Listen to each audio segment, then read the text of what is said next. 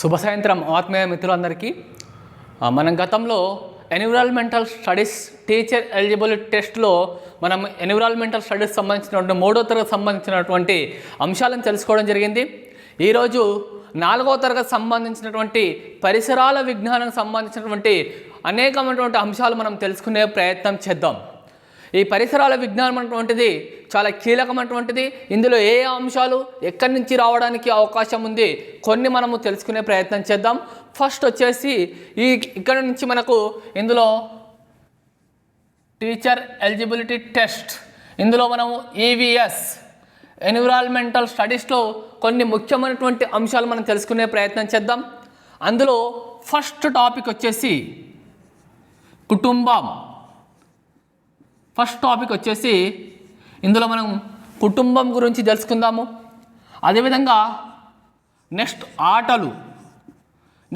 ఆటల గురించి తెలుసుకునే ప్రయత్నం చేద్దాం. తర్వాత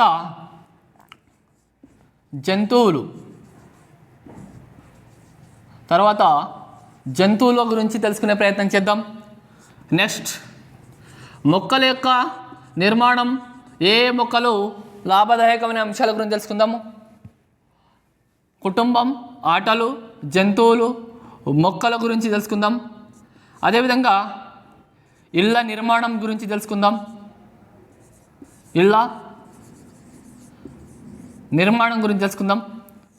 అదేవిధంగా పారిశుద్ధ్యం గురించి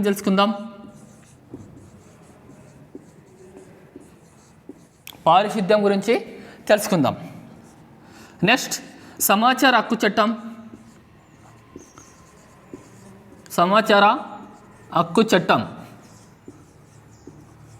2005 సమాచార హక్కు చట్టం.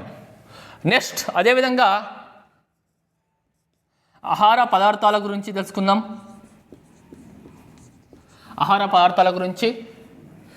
నెక్స్ట్ వచ్చేసి ఆహార పదార్థాల తర్వాత సింధులోయ నాగరికత. నెక్స్ట్ వచ్చేసి మన ఊరి చెరువులు.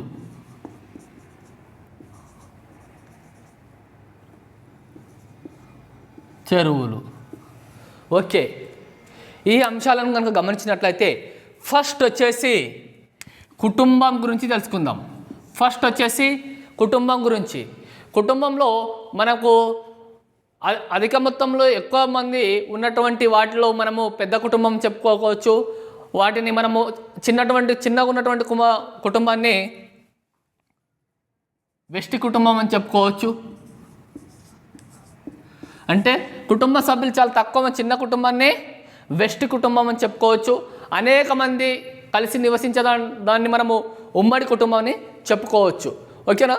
కుటుంబంలో కనుక గమనించినట్లయితే ఉమ్మడి కుటుంబం మరియు అదేవిధంగా వెస్ట్ కుటుంబం అటువంటిది మనం 4వ తరగతి పాఠ్యాంశాల్లో ఈ 2 అంశాలు రావడం జరుగుతుంది. ఎగ్జామినేషన్లో ఏ విధంగా అడగవచ్చు, కుటుంబంలో వాళ్ళ యొక్క రక్త సంబంధ బాంధవ్యాల గురించి మల్టిపుల్ చాయిస్లో అడగడానికి అవకాశం ఉంది. ఈ కుటుంబం అనే పాఠ్యాంశంలో కనుక గమనించినట్లయితే ఏమని తెలుసుకోవచ్చు? కుటుంబంలో కనుక గమనించినట్లయితే వెస్ట్ కుటుంబం అంటే ఏమిటంటే చిన్న కుటుంబాన్ని మనం వెస్ట్ కుటుంబం అని చెప్పుకోవచ్చు. పెద్ద కుటుంబం అంటే ఎక్కువ మంది నివసించడాన్ని మనం పెద్ద కుటుంబం అని చెప్పుకోవచ్చు. ఇది కుటుంబానికి సంబంధించినటువంటి అంశం అని చెప్పుకోవచ్చు. తర్వాత ఆటలను కనుక ఒకసారి గమనించినట్లయితే ఆటలు అనేటువంటివి ఈ పాఠ్యాంశాల్లో కనుక గమనించినట్లయితే ఒక్కసారి మనము ఎవరెవరు ఆటల్లో ఒకసారి చూసుకుందాము. సైనా నెహ్వాల్, ఈమె బ్యాడ్మింటన్. అదేవిధంగా next Sania Mirza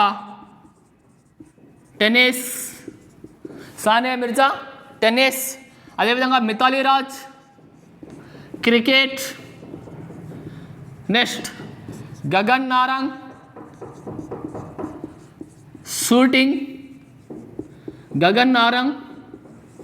shooting. Next వచ్చేసి Rahul Dravid cricket. Next Karnam Malleswari weight lifter.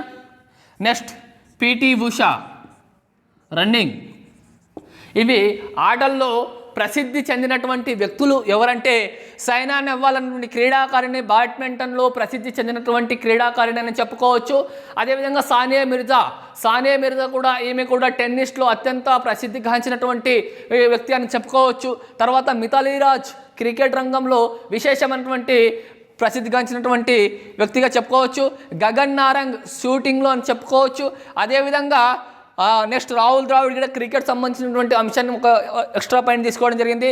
అదేవిధంగా నెక్స్ట్ వచ్చేసి కరణం మల్లేశ్వర్ వచ్చేసి వెయిట్ లిఫ్టింగ్లో చెప్పుకోవచ్చు.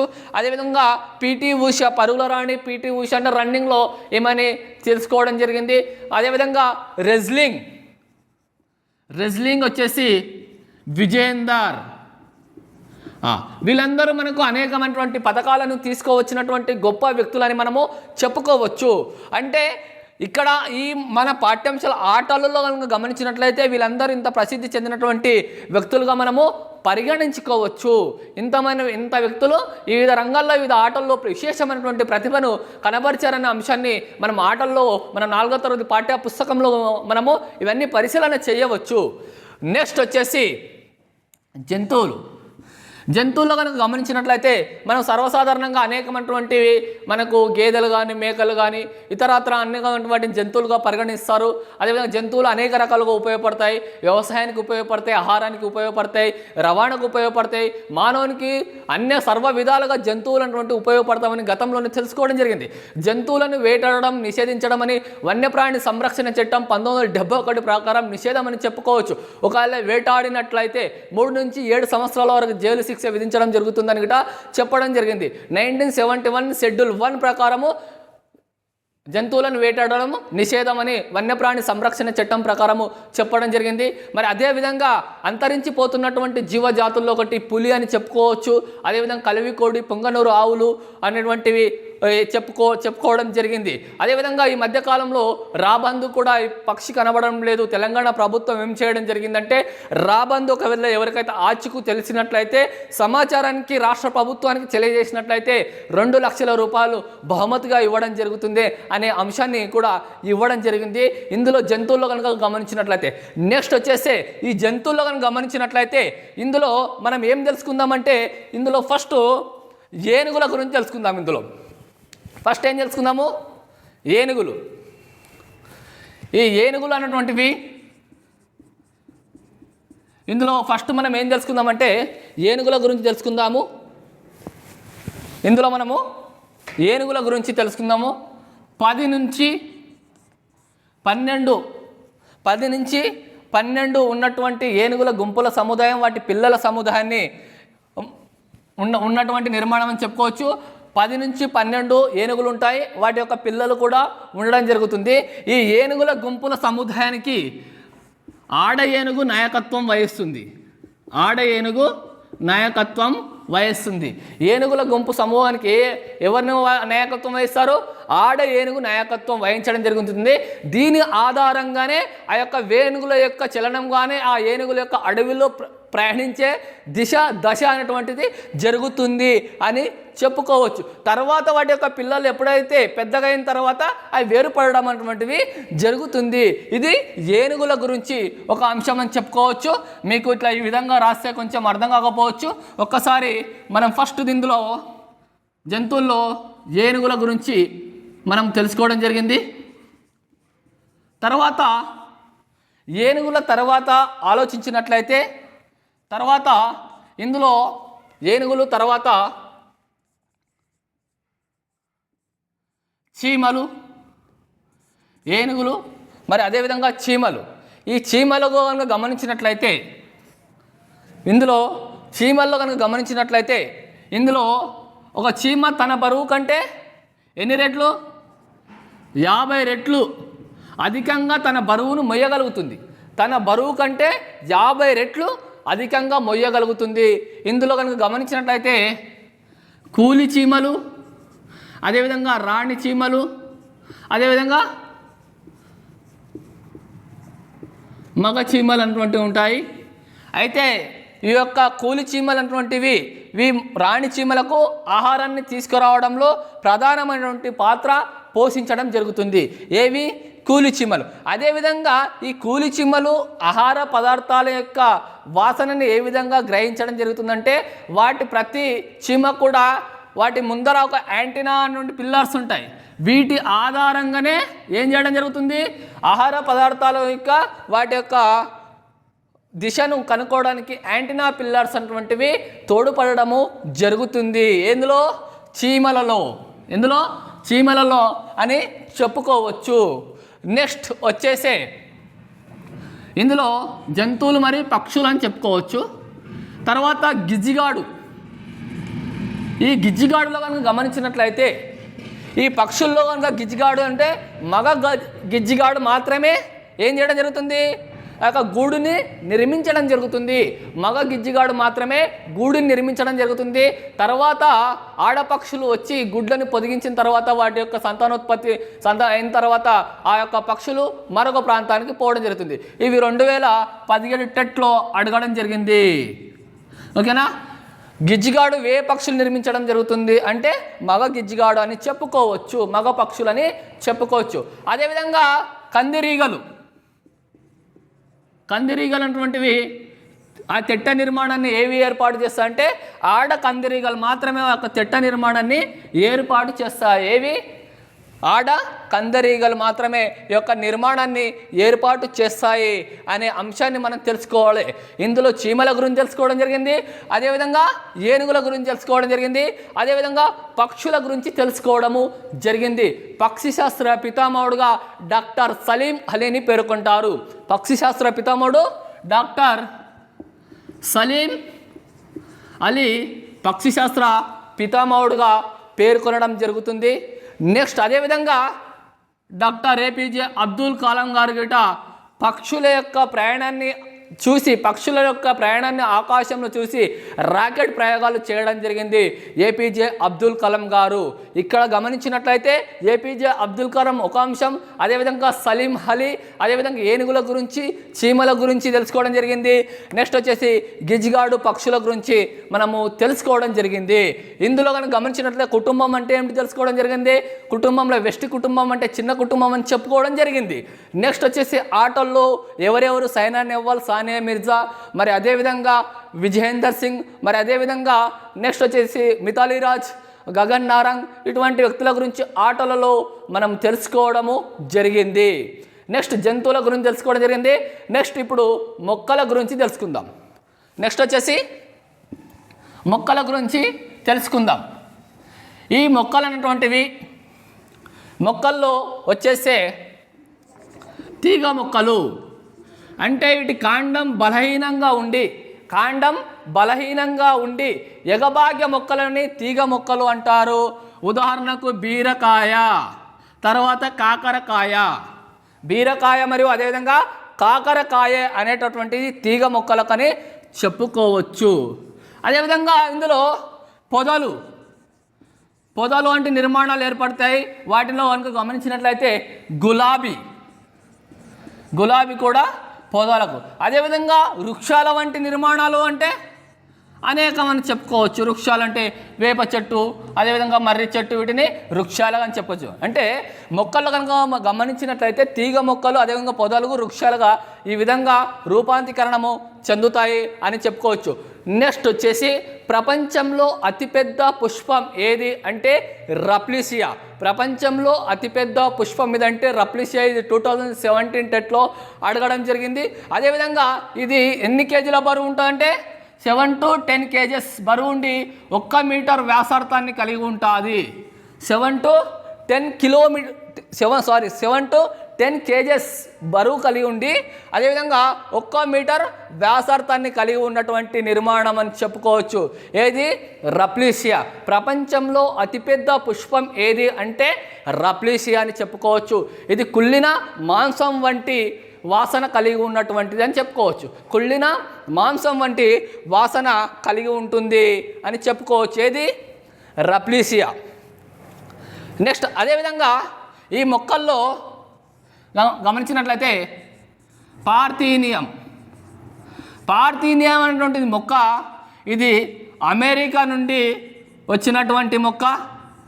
ఈ అమెరికా నుండి వచ్చినటువంటి మొక్క ఏం చేయడం జరుగుతుందంటే, ఇది గోధుమల దిగుమతి చేసుకున్నప్పుడు, అమెరికా నుండి గోధుమల దిగుమతి చేసుకున్నప్పుడు మన భారతదేశంలోకి వ్యాపించడము జరిగింది.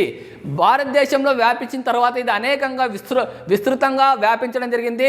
దీని యొక్క పుప్పటి రేణువులు గిట ఇది తీసుకున్నట్లయితే ఊపిరితిత్తుల వ్యాధి రావడానికి అవకాశం ఉంది. ఏ మొక్క నుంచి? పార్థియనం మొక్క, ఊపిరితిత్తుల వ్యాధి. ఏది? ఊపిరితిత్తుల వ్యాధి రావడానికి అవకాశం ఉందని మనం తెలుసుకోవచ్చు. ఇవి మొక్కల గురించి మనం తెలుసుకోవడము జరిగింది అనే అంశాన్ని మనము చెప్పుకోవచ్చు. నెక్స్ట్ వచ్చేసి ఈ కుటుంబం గురించి చెప్పుకోవడం జరిగింది, ఆటల గురించి చెప్పుకోవడం జరిగింది, జంతువుల గురించి చెప్పుకోవడం జరిగింది, అదేవిధంగా మొక్కల గురించి చెప్పుకోవడం జరిగింది. నెక్స్ట్ ఇళ్ల నిర్మాణం కనుక గమనించినట్లయితే తెలంగాణ ప్రాంతంలో కానీ అదేవిధంగా అనేకంగా అభివృద్ధి చెందినటువంటి ప్రాంతాల్లో ఇళ్ల నిర్మాణంలో రాళ్లను ఉపయోగించుకోవడానికి తాండూరు ప్రాంతం యొక్క రాళ్ళు, అదేవిధంగా షాబాద్ బండలను ఉపయోగించడం జరుగుతుంది. ఏది? తాండూరు ప్రాంత బండలు, అదేవిధంగా షాబాద్ బండలు ప్రసిద్ధి చెందినటువంటి అని చెప్పుకోవచ్చు. తాండూరు ప్రాంతం మన తెలంగాణలో అయితే తాండూరు మరియు షాబాద్ బండలటువంటి ఉపయోగించుకోవడము జరుగుతుందని చెప్పుకోవచ్చు. అదేవిధంగా ఇళ్ల నిర్మాణంగా గమనించినట్లయితే ఈశాన్య రాష్ట్రాలైనటువంటి అస్సాం,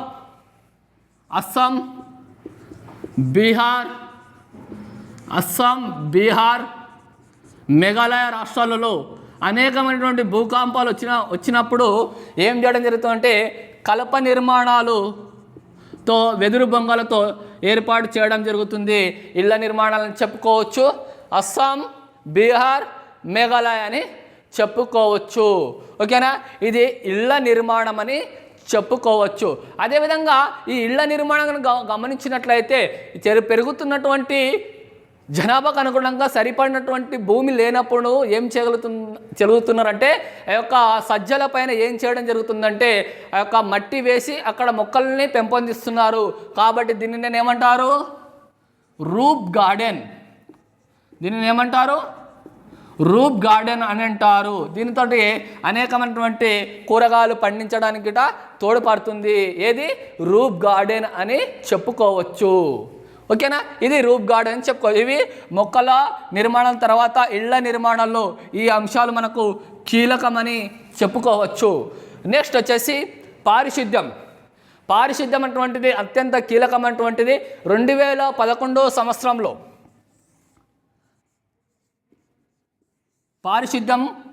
పారిశుద్ధ్యం అటువంటిది కనుక గమనించినట్లయితే 2011 సంవత్సరంలో మధ్యప్రదేశ్ రాష్ట్రంలో చిచోలి అనేటువంటి గ్రామానికి చెందినటువంటి అనితాబాయిని ఎవరికి ఇచ్చి పెళ్లి చేయడం జరిగింది అంటే శివరామ్ అనేటువంటి వ్యక్తికి, రతన్పూర్కి చెందిన శివరామ్కి వివాహం చేయడం జరిగింది.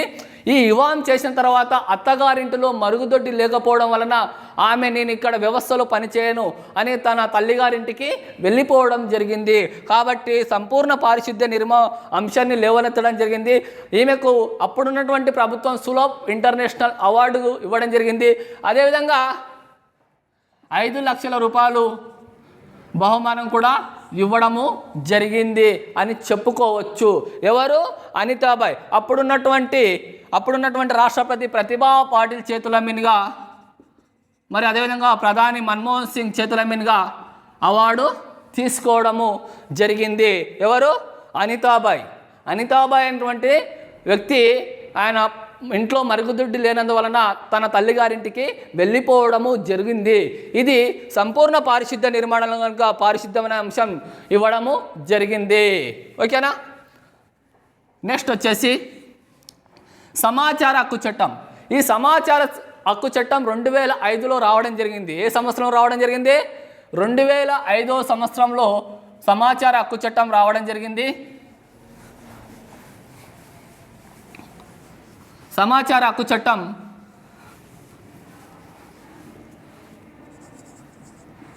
2005లో రావడం జరిగింది. ఏ చట్టము? సమాచార హక్కు చట్టము 2005లో రావడం జరిగింది. ఒక వ్యక్తి ఒక వ్యవస్థలో కనుక సమాచారాన్ని అడిగినట్లయితే 30 రోజుల్లోపు ఆ వ్యక్తికి అడిగినటువంటి సమాచారాన్ని ఇవ్వగలగాలి. దేశ భద్రత మరియు అదేవిధంగా హోమ్ కరెంట్ అఫైర్స్ సంబంధించినటువంటి భద్రతాపరమైనటువంటి అంశాలకు ఈ సమాచార హక్కు చట్టం పరిధిలోకి రావు.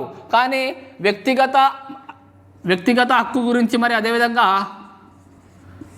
జీవించే హక్కు గురించి అడిగితే 48 గంటల్లోపు ఇచ్చి వేయాలి సమాచారాన్ని. 30 రోజుల్లోపు సర్వసాధారణంగా మిగతా అంశాలు 30 రోజుల్లోపు ఆయనకు జాబు అందించగలగాలి.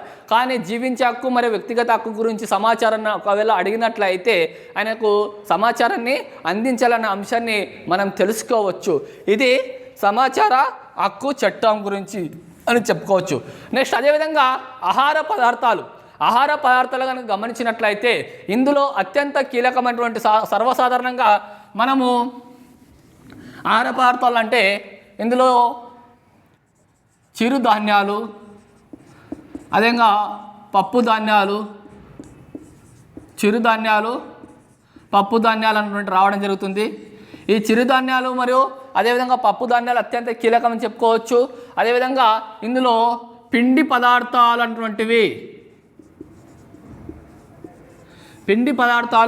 అనేటువంటి ఏమిటి తోడ్పడతాయి? శరీరానికి కావాల్సినటువంటి శక్తిని ఇవ్వడానికి తోడ్పడతాయని చెప్పుకోవచ్చు. ఉదాహరణకు మొక్కజొన్న, అదేవిధంగా వరి, ఇవి పిండి పదార్థాలని చెప్పుకోవచ్చు. అదేవిధంగా గాయాలు అయినప్పుడు మాన్పడానికి తోడ్పడడానికి ఉపయోగపడేటువంటి ఏవి అంటే ప్రోటీన్లు అని చెప్పుకోవచ్చు. ప్రోటీన్లని చెప్పుకోవచ్చు. ఇవి పిండి పదార్థాలు, అదేవిధంగా ప్రోటీన్లు అనేటువంటి ఆహార పదార్థాలు అని చెప్పుకోవచ్చు. అదేవిధంగా నెక్స్ట్ ఒక మధ్య రకం సైజు టమాటాలో 1.08 ఒక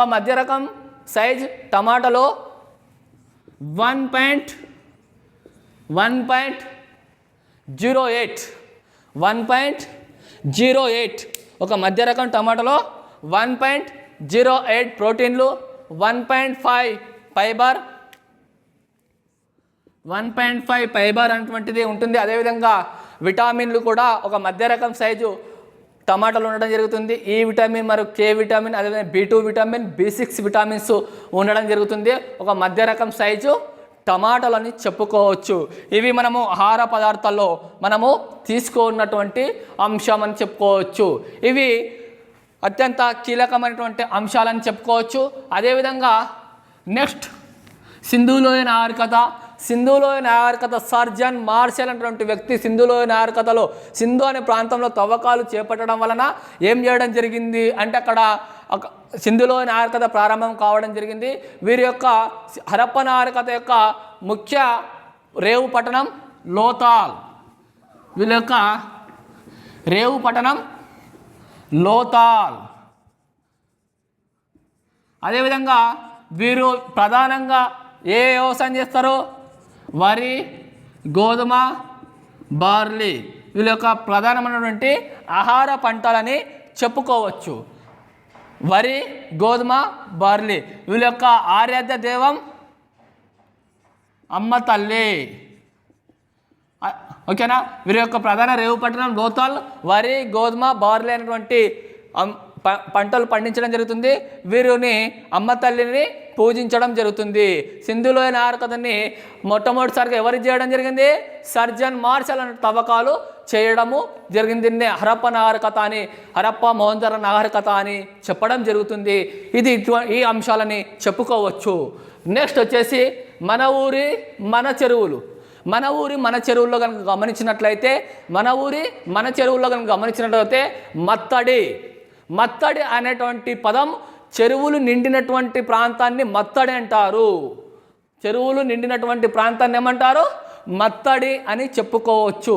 అదేవిధంగా చెరువుల నిర్మాణానికి, అదేవిధంగా చెరువుల తూముల నిర్మాణానికి గొప్ప ఇంజనీర్ అబ్దుల్ భారీ అనేటువంటి వ్యక్తి ఈయన స్వయంగా చెరువుల తూముల నిర్మాణంలో, చెరువుల యొక్క నిర్మాణంలో ఉన్నటువంటి ఒక గొప్ప ఇంజనీర్ అని చెప్పుకోవచ్చు. స్వయంగా నిర్మాణాలు చేయడం జరిగింది అబ్దుల్ భారీ అనేటువంటి వ్యక్తి. అదేవిధంగా మన తెలంగాణ ప్రాంతంలో కనుక గమనించినట్లయితే ఎక్కడెక్కడ చెరువులు ఉన్నటువంటి అంశాలను ఒకసారి మనం తెలుసుకునే ప్రయత్నం చేద్దాం. రామప్ప చెరువు, ఇది జయశంకర్ జిల్లాలో ఉన్నటువంటి చెరువు అని చెప్పుకోవచ్చు. రామప్ప చెరువు. అదేవిధంగా పానగాల్ చెరువు, ఇది నల్గొండ జిల్లాలో ఉన్నటువంటి నిర్మాణం అని చెప్పుకోవచ్చు. పానగాల్ చెరువు. ఇక్కడ ఛాయ సోమేశ్వరాలయం అటువంటిది ఉన్నది. ఛాయ సోమేశ్వరాలయం అటువంటి ప్రసిద్ధ ఆలయము కలదు. రామప్ప చెరువు, అదేవిధంగా పానగాల్ చెరువు. అదేవిధంగా నెక్స్ట్ వచ్చేసి హుస్సేన్ సాగర్. హుస్సేన్ సాగర్ 1562 సంవత్సరంలో కుతుబ్ షాహీ వంశస్థులు దీనిని నిర్మించడం జరిగింది. ఏ వంశస్థులు? కుతుబ్ షాహీ వంశస్థులని చెప్పుకోవచ్చు. 1562 అనే అంశాన్ని మనము ఒక్కసారి తెలుసుకోవాలి. ఇది హైదరాబాద్ జిల్లాలో ఉన్నటువంటి నిర్మాణం అని చెప్పుకోవచ్చు, హుస్సేన్ సాగర్. అదేవిధంగా మూసీ నది పైన నిర్మితమైనటువంటిది దాన్ని ఉస్మాన్ సాగర్. ఇది మూసీ నది పైన హైదరాబాద్ ప్రజల యొక్క దారిని తీర్చడానికి ఉపయోగపడుతుంది అని చెప్పుకోవచ్చు. హుస్సేన్ సాగర్ అనేటటువంటిది ఎందుకంటే హైదరాబాద్ మరియు సికింద్రాబాద్ అనే జంట నగరాలను కలపడానికి ప్రధానంగా తోడ్పడుతుంది అనే అంశం చెప్పుకోవచ్చు. ఇది 32 అడుగుల లోతు ఉన్నటువంటి నిర్మాణం. ఎంత? 32 అడుగుల లోతు నిర్మాణం ఉన్నటువంటిది ఏది? హుస్సేన్ సాగర్ అటువంటిది 32 అడుగుల లోతు ఉన్నటువంటిది అంశం అని చెప్పుకోవచ్చు. ఇవి యొక్క చెరువుల గురించి మనం తెలుసుకోవడం జరిగింది. అదేవిధంగా చారిత్రక కట్టడాలు, చారిత్రకమైనటువంటి అంశాలలో కనుక ఒక్కసారి మనము వెళ్ళినట్లయితే, అదేవిధంగా రాజస్థాన్లోని ఉదయపూర్ని సరస్సుల నగరం అంటారు. రాజస్థాన్లోని ఉదయపూర్ను సరస్సుల నగరం అంటారు. చుట్టుపక్కల సరస్సులు ఉండటం ఫలితంగా వాటిని సరస్సుల నగరము అని చెప్పుకోవచ్చు. ఇది గిరిజనులు ఏర్పాటు చేసినటువంటి నగరం అని చెప్పుకోవచ్చు. ఇందులో అనేకమైనటువంటి ప్యాలెస్లు ఉంటాయి. జగ్ నివాస్ అనేటువంటి ప్యాలెస్, జగ్ నివాస్ అనేటువంటి ప్యాలెస్ కూడా అత్యంత ప్రసిద్ధి చెందినటువంటి ప్యాలెస్ అని చెప్పుకోవచ్చు. ఇది ఏది? రాజస్థాన్లో ఉన్నటువంటి ఏ సరస్సు? ఉదయపూర్ సరస్సు అని చెప్పుకోవచ్చు. వీటితో పాటు మన చారిత్రక కట్టడాల గురించి ఒక్కసారి మనం తెలుసుకునే ప్రయత్నం చేద్దాం. చారిత్రక కట్టడాల గురించి ఒక్కసారి తెలుసుకునే ప్రయత్నం చేద్దాం. అశోకుని యొక్క స్థూపం. అశోకుని యొక్క స్థూపం, దీంట్లో వీటి 4 సింహాలు ఉంటాయి. అశోకుని స్థూపం కనుక గమనించినట్లయితే